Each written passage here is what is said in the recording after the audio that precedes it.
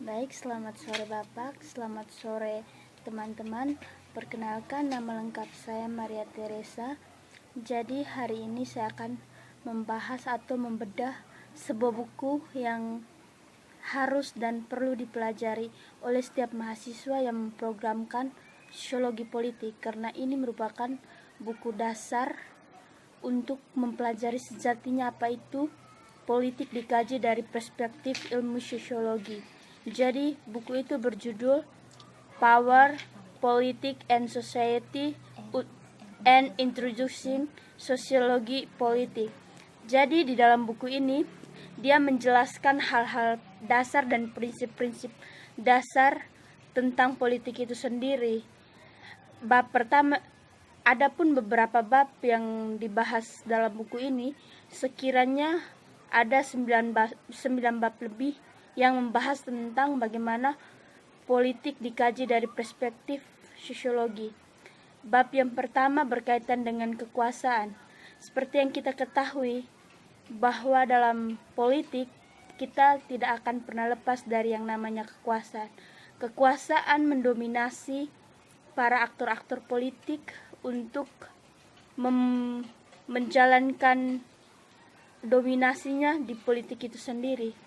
Tetapi dasar dari kekuasaan itu adalah kekuatan, di mana seorang yang terjun dalam bidang politik harus mempunyai kekuatan atau power untuk bisa menghipnotis para aktor yang dibawanya sehingga dia dapat melangsungkan kekuasaannya tersebut. Berangkat dari hal itu, sejatinya awal mula konsep politik itu terkenal melalui Max Weber dan Karl Marx berdasarkan pemikiran-pemikiran cemerlang mereka yang mendefinisikan politik itu sendiri, bagaimana politik dipandang sebagai kekuasaan dari individu, seseorang, kelompok, dan untuk mempengaruhi kekuasaan mereka terhadap kelompok itu sendiri. Aktor-aktor yang berperan dalam elit politik tersebut dilihat dari ada elit manajerial, di mana dikaji dari perspektif pluralis bahwa segelintir orang yang menguasai politik atau kekuasaan itu berasal dari golongan dan kelompok-kelompok yang sama, yang memiliki latar belakangan pendidikan, keahlian, dan profesi yang sama. Seperti yang kita ketahui bersama, semakin tinggi derajat dan strata seorang dalam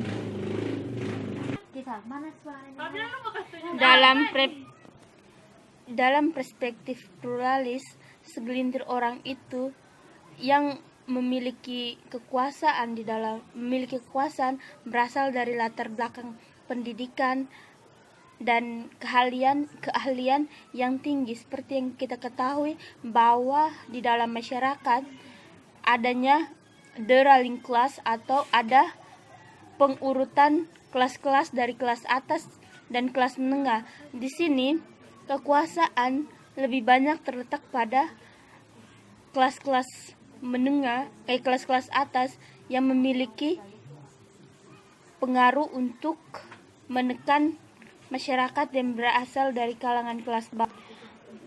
Berlanjut ke bab berikutnya, yaitu bab 2, di mana di sini kita akan membahas tentang perang negara. Tetapi sebelum membahas tentang apa itu peran-peran dari negara, kita perlu ketahui bersama apa sebenarnya definisi atau hakikat dasar dari sebuah negara itu sendiri. Seperti yang kita ketahui, negara dibangun karena adanya 4 syarat terutama, yaitu yang pertama, memiliki negara wilayah kekuasaan, memiliki rakyat, memiliki batas negara, dan memiliki pengakuan dari negara lain.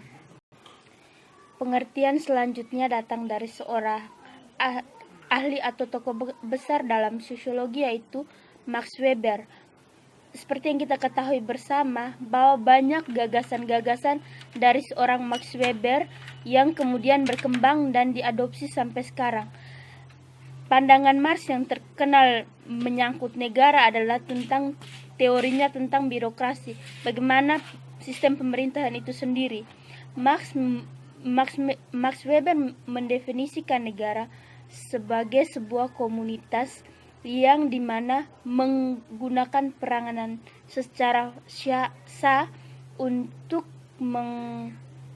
melegalkan kekuasaannya di dalam komunitas itu sendiri dan di wilayah tertentu. Negara itu sendiri bukan merupakan entitas tunggal tetapi sebuah jaringan. Hal ini secara gamblang menjelaskan kepada kita, negara itu bukan sesuatu yang tunggal. Negara itu majemuk dan plural. Dia terdiri dari berbagai kalangan. Negara terdiri dari sebuah tatanan pemerintahan yang struktur, dari pusat sampai bawahan. Negara memiliki masyarakat, sebuah negara yang besar tidak hanya berdiri sendiri, tetapi berdiri melalui sokongan-sokongan dari negara-negara lain. Seperti yang kita ketahui bersama, di dalam sebuah negara ada perjanjian bilateral dan multilateral, bagaimana negara-negara itu sendiri bekerja sama untuk membangun satu sama lain. Berbicara tentang peran negara, di sini ada sebuah konsep dasar bagaimana peran negara itu sendiri. Salah satunya adalah bentuk negara kesejahteraan, di mana bentuk negara kesejahteraan ini menjamin hidup masyarakatnya. Seperti yang kita ketahui bersama, negara kesejahteraan tidak pernah luput dari namanya yang berkaitan dengan program negara kesejahteraan. Bagaimana negara itu menjamin hidup masyarakatnya. Negara yang dikatakan sejahtera akan selalu menjamin hidup masyarakatnya. Berbicara tentang negara kesejahteraan, tidak luput dari sebuah negara besar yang berdiri sebagai negara ahli kuasa di dunia. Ya, negara itu adalah Amerika Serikat. Amerika Serikat menganut paham liberal bahwa melihat kebebasan negara itu sendiri. Amerika berdiri sendiri untuk mensejahterakan masyarakatnya, dan memang benar masyarakat di Amerika Serikat sudah sejahtera. Negara kesejahteraan Amerika Serikat melakukan pendistribusian berkaitan dengan kemiskinan. Mereka melakukan pendistribusian kembali pendapatan kepada masyarakat sehingga mereka dapat menyanggupi kebutuhan masyarakat, sehingga negara mereka dikatakan negara kesejahteraan yang selalu menjunjung tinggi kesejahteraan masyarakatnya. Kita berangkat lagi ke bab selanjutnya, yaitu bab 3, berkaitan dengan politik, budaya, dan proses sosial. Seperti yang kita ketahui dari 3 konsep tersebut, politik, budaya, dan proses sosial tidak akan terlepas dari seorang aktor yang namanya manusia. Seperti sejatinya manusia adalah aktor yang berperan aktif dalam bidang politik, budaya, dan proses sosial itu sendiri. Seperti yang kita ketahui bersama, politik akan terus berkembang seiring zaman. Paham dan konteks konsep politik akan berubah mengikuti perkembangan zaman itu sendiri. Politik itu lahir dari budaya-budaya yang diciptakan oleh manusia itu sendiri, dan budaya itu tidak lahir serta-merta. Budaya melalui sebuah proses panjang, yang mana di dalam proses panjang itu terjadi sebuah proses sosial, bagaimana masyarakat hidup dari awalnya, dari zaman purba, dari masa food gathering sampai masyarakat menetap dan membentuk sebuah kumpulan masyarakat. Masyarakat mengenal satu sama lain, memahami nilai dan norma, menobatkan seseorang menjadi pemimpin, kemudian dan terbentuk konstitusi dalam sebuah negara. Itu merupakan sebuah proses panjang, dan di proses panjang itu ada kebudayaan dari manusia yang berkembang dari waktu ke waktu, sehingga budaya yang berkembang dari waktu ke waktu itu melahirkan sebuah politik. Sekarang dunia politik sudah berkembang dari yang awalnya proses pemilihan secara keterwakilan atau proses pemilihan umum melalui perwakilan dari tiap daerah, kemudian berkembang dan sekarang terjadi proses pemilihan umum secara terbuka dan masyarakat bisa menyuarakan hak pilihnya dengan pergi langsung ke tempat pemungutan suara. Berbicara tentang politik, budaya, dan proses sosial tidak akan terlepas dari 3 konsep yang mendasari hal tersebut. Bagaimana ada konsep pluralis, ada elit manajerial, dan ada perspektif kelas. Perspektif pluralis mengatakan bahwa hal itu berkaitan dengan budaya. Bagaimana konsep-konsep pemikiran para kaum pluralis yang melihat politik itu diidentikan sebagai sebuah budaya yang lahir dari masyarakat itu sendiri. Kemudian elit manajerial, bahwa politik itu sendiri dikelompoki, dinakodai oleh segelintir elit-elit politik. Seperti yang kita ketahui bersama, di dalam politik itu tidak terlepas dari yang namanya kekuasaan dan kekuatan itu sendiri, bahwa yang mendominasi kekuasaan dan kekuatan itu sendiri berasal dari elit-elit golongan atas, the ruling class.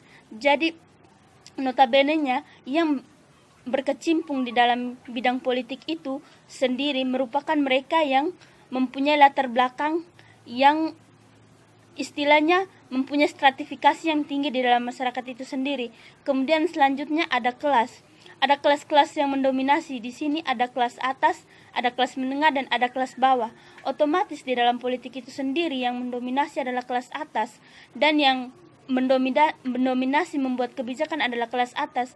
Kemudian kelas menengah dan kelas bawah, mereka adalah aktor atau mereka adalah orang yang akan mengikuti kebijakan dari kelas atas tersebut. Bagaimana kelas atas akan mendominasi kelas menengah dan kelas bawah, sehingga di sini politik hanya untuk kelas atas, dan kelas bawah dan kelas menengah hanya bisa mengikuti peraturan atau kebijakan yang dibuat dari kelas atas itu sendiri.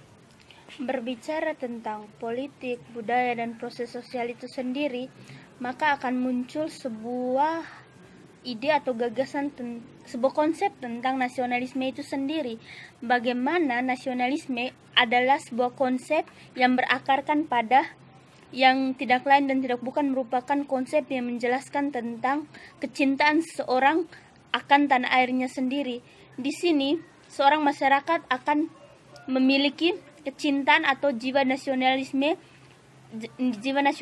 terhadap bangsanya sendiri. Karena apa? Karena hal itu terbentuk dari budaya yang dilahirkan melalui proses-proses sosial yang dilalui seorang individu, sehingga menciptakan rasa nasionalisme yang tinggi dalam diri seseorang. Ketika kita berbicara tentang Amerika Serikat, memang Amerika Serikat, kita di dalam negara Amerika Serikat terjadi banyak konflik ras antara kelas putih dan kelas hitam, ras putih dan ras hitam. Tetapi kalau bicara tentang nasionalisme, maka semua akan berbicara tentang kecintaan mereka kepada Amerika itu sendiri. Baik, selanjutnya kita akan berangkat ke bab berikutnya, yaitu bab 4 yang berkaitan dengan politik, ekonomi, dan kehidupan sosial sehari-hari. Seperti yang kita ketahui bersama, kita seorang masyarakat dan seorang individu janganlah berkata bahwa dirinya anti politik. Seperti yang kita ketahui bersama, politik mengatur kehidupan banyak orang. Bagaimana kehidupan ekonomi diatur oleh politik itu sendiri? Seperti yang kita ketahui, kebijakan tentang ekspor, impor, semua diatur dalam politik itu sendiri. Bagaimana harga beras, harga sembako, semuanya diatur dalam kebijakan politik itu sendiri. Harga tarif dan harga lain-lain sebagainya, semuanya diatur dalam. Bicara tentang ekonomi dalam kehidupan politik tidak akan lepas dari yang namanya kapitalisme atau kaum pemilik modal. Bagaimana politik akan selalu berhubungan dengan kapitalisme. Siapa yang memiliki modal, mereka lah yang berkuasa. Para pemilik modal masuk dalam terkadang banyak pemilik modal yang akan terjun ke dunia politik itu sendiri. Seperti yang kita ketahui bersama, kita lihat para politisi di Indonesia itu sendiri. Ada Haritanu Sudibjo, merupakan CIO MNC Group. Ada Surya Paloh yang merupakan pemilik dari Metro TV. Ada Bakri yang merupakan pemilik dari TV One. Itu merupakan para politisi yang merupakan kapitalis juga. Mereka pemilik modal dan mereka merembes dari dunia bisnis, mereka merembes ke dunia politik. Dan hal itu merupakan sebuah kewajaran di dalam, kalau dikaji dari sosiologi politik, karena para pemilik modal lah yang akan bermain sebagai aktor politik itu sendiri. Baik, berlanjut ke bab selanjutnya, kita akan berbicara tentang politik dalam kehidupan sehari-hari, tetapi lebih ditekankan kepada lembaga sosial dan hubungan lembaga sosial itu sendiri. Jadi di sini lembaga sosial yang seperti yang kita ketahui bersama, ada banyak lembaga sosial yang dilegalkan oleh masyarakat itu sendiri. Ada lembaga pendidikan, lembaga kesehatan, lembaga agama, ada dan lain sebagainya. Bagaimana politik mempunyai peran penting untuk mengatur kehidupan sosial itu sendiri. Kehidupan sosial masyarakat tidak akan terlepas dari politik itu sendiri. Bagaimana kebijakan dalam politik mempengaruhi dunia pendidikan itu sendiri.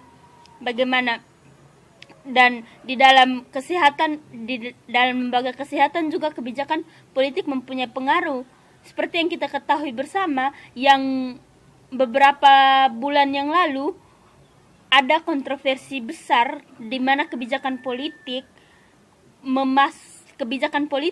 diaplikasikan di dalam lembaga sosial tentang kenaikan iuran BPJS. Itu membawa sebuah kontroversi yang besar di tengah masyarakat. Tetapi ya bagaimana lagi, politik merangkang menelusuri semua kehidupan sosial masyarakat, karena kehidupan masyarakat tidak akan pernah lepas dari yang namanya politik itu sendiri. Karena sebuah negara yang besar, sebuah birokrasi diatur oleh negara itu sendiri, masyarakat diatur oleh birokrasi. Bagaimana orang-orang yang bertindak dalam bidang pemerintahan itu memberikan kebijakannya sehingga dieksekusi oleh para birokrat dan berlanjut ke masyarakat itu sendiri. Baik, kita akan berlanjut ke bab 6, bagaimana kita akan membahas tentang partisipasi politik. Pasti banyak yang berkata bahwa partisipasi politik seorang masyarakat hanya ditentukan bagaimana ia ikut memilih pemimpin melalui proses pemilihan umum sebagai regenerasi pemimpin itu sendiri. Tetapi seperti yang kita ketahui bersama, di dalam politik itu sendiri ada kebijakan, dan ketika kebijakan itu dinilai tidak pro rakyat masyarakat bisa menyalurkan aspirasinya dengan berbagai cara, seperti melakukan gerakan sosial atau social movement dengan melakukan aksi demonstrasi, penyebaran petisi, melakukan wunsch atau lain sebagainya, sehingga mereka dapat berpartisipasi dalam.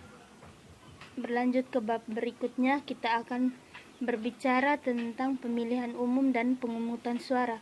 Seperti yang kita ketahui bersama, dalam dunia politik tidak akan terlepas dari pemilihan umum itu sendiri, yang mana pemilihan umum merupakan sebuah pesta demokrasi yang sangat besar di Indonesia, di mana di sini fungsi dari pemilihan umum itu sendiri untuk sebagai proses regenerasi pemimpin, sehingga tidak terjadi kekosongan kekuasaan atau kekosongan pemimpin di sini, sehingga dalam roda